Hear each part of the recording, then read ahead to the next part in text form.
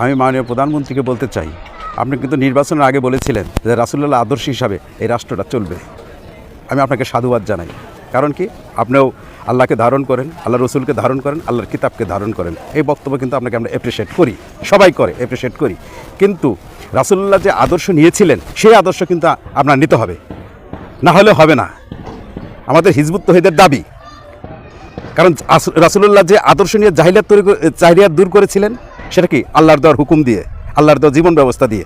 এখন যদি আপনি আবার সেই আল্লাহর দেওয়ার হুকুম এবং আল্লাহর দেওয়া জীবন ব্যবস্থা যদি আপনি প্রতিষ্ঠা করেন, আপনার যে চিন্তা করতেছেন আজকে দর্শন, হত্যা, এক কথায় নানান ধরনের অপরাধ, এগুলো ইনশাল্লাহ নির্মূল হয়ে সমাজে ন্যায় সুবিচার, এই রাষ্ট্রেই শান্তি প্রতিষ্ঠা হবে। কিন্তু আপনি সেটাকে নিতে হবে, না নিলে হবে না। এই বিধান কিন্তু আমাদের না, এই বিধান তাদের, সেটা আপনি আমার চেয়ে ভালো জানেন।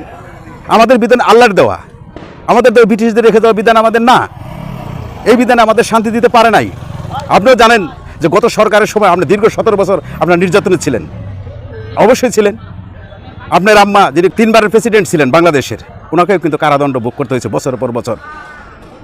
সেজন্য আপনি জানেন আপনার দলের কী অবস্থা, কিন্তু সেটা তো নির্মূল হয় নাই। আজকে আপনি এসেছেন প্রেসিডেন্ট হিসাবে, কালকে থাকবে না, আপনার উপর আবার সে অত্যাচার বাড়তেই থাকবে। এবং অন্য অন্য যে ইগুলো আছে, এই দলগুলো রয়েছে, রাজনৈতিক দলের সাধারণ মানুষগুলো রয়েছে, সেগুলোরও কিন্তু অন্যায় বিচার কিন্তু দূর হবে না। কিন্তু আপনার প্রতি দাবি থাকবে, আপনি যেরকম বলেছিলেন নির্বাচনের আগে রাসূলুল্লাহ আদর্শ, এই রাসূলুল্লাহ আদর্শ হলো একমাত্র আল্লাহর দেওয়া বিধান, আল্লাহর দেওয়া সিস্টেম, এটাকে আপনি নিতে হবে। আর এটা একমাত্র রয়েছে হিজবুত তৌহিদের কাছে, আর কারো কাছে নাই। কারণ আপনি জানেন কেন নাই, কারণ ধর্মের নামে তারা স্বার্থ উদ্ধার করছেন, তারা ধর্মের নামে ব্যবসা করছেন, তারা ধর্মের নামে রাজনীতি করছেন। ধর্মের প্রকৃত রূপ তাদের কাছে নাই, একমাত্র হিজবুত তৌহিদের কাছে রয়েছে। তারা পারবেও না, কারণ ধর্মের নামে তারা স্বার্থ উদ্ধার করে। যেখানে ধর্মের নামে স্বার্থ উদ্ধার হয়, আল্লাহ বলছে ব্যবসা হালাল, আল্লাহ বলছে ধর্ম ব্যবসা হারাম। আল্লাহ বলছে ধর্মের নামে অপরাজনীতি করা যাবে না, কিন্তু বাংলাদেশে অপরাজনীতি হচ্ছে। এই অপরাজনীতি কিন্তু আপনাকে এক সময় গিলে খাবে। আমি আপনার প্রতি দাবি থাকবে, দ্রুত আমাদের হিজবুত তৌহিদের কোনো স্বার্থ নেই।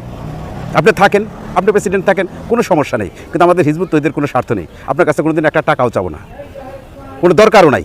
কিন্তু আমাদের কথা হলো আমরা নিজ খরচে আমরা এই আন্দোলনের ফান্ডিং কিন্তু করে থাকি। আমরা কারো কাছ থেকে কিন্তু 1 টাকা নেই নাই। কারণ কি, আল্লাহ ধর্মের বিনিময় নেওয়া হারাম করেছেন।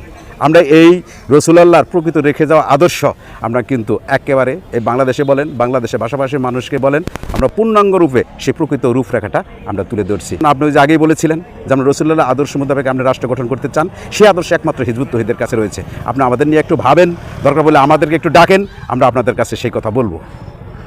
তারপর আপনি সিদ্ধান্ত নেবেন যে হিজবুত তৌহিদের কাছে কী রয়েছে।